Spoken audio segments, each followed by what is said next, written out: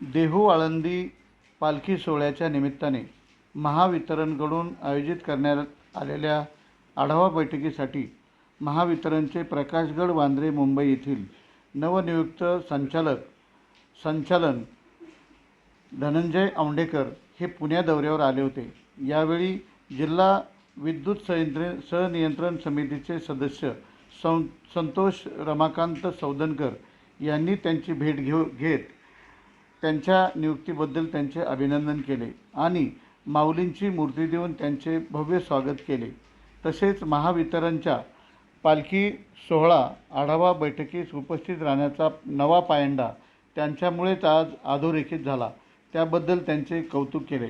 दरम्यान 2025 पासून महावितरणमध्ये लागू करण्यात आलेल्या पुनर्रचना धोरणामुळे नवीन वीज जोडणी प्रक्रियेत निर्माण झालेल्या अडचणीबाबत सविस्तर निवेदन सादर करत ग्राहकांना दिलासा देण्यासाठी तातडीने उपाययोजना करण्याची मागणी संतोष सौदनकर यांनी निवेदनाद्वारे केली आहे।